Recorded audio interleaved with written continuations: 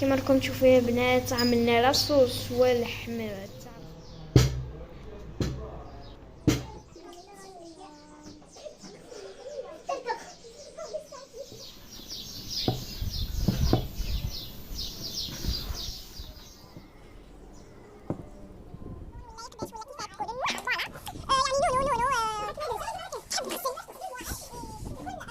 إذا كنت تحب نونو اعمل لايك، وإذا كنت ما تحب نونو اعمل لايك واكسبوا.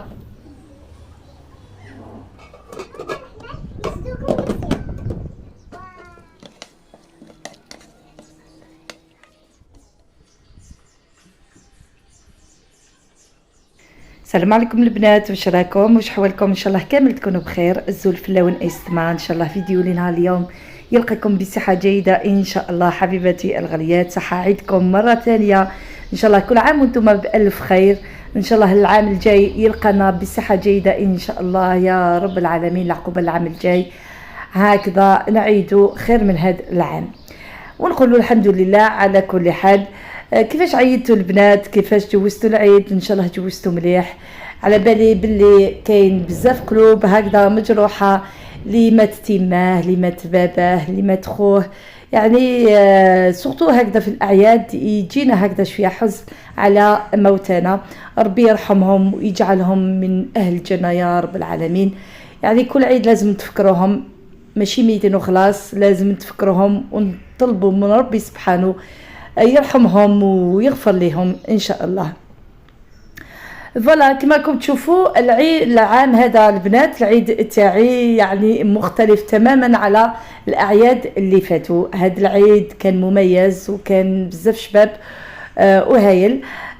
يعني جوزت واحد العيد بزاف هايل كما راكم تشوفوا. يعني بديت لكم بالصبيحه تاعي مع لي غاتو ديالي اللي درتهم في العيد، وكما شفتوا هنا راني وجدت في الفطور تاع العيد كما راكم تشوفوا. درت كبده مشرمله هكذا الله الله بالمعدنوس والكمون يجيكم يعني ما شاء الله.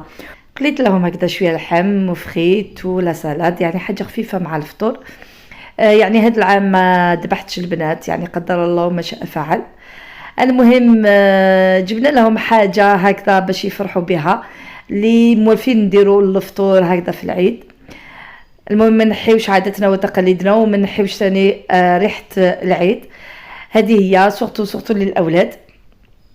فوالا هذا هو الفطوري كما راكم تشوفوا. انا قلت لهم هكذا وجدنا طبله في لاطيغاس تاعي. المهم انا هذا العام يعني كان مميز شويه على العوام اللي فاتوا. يعني درت كلش في لاطيغاس. يعني الفطور طيبت في الكوزينه هكذا باش نخلص بالخف، بصح العشاء طيبته في لاطيغاس. يعني كان اجواء بزاف رائعه مع الاولاد مع البنات، يعني واحد الضحكه واحد اللمه هكذا بزاف شابه مع البنات.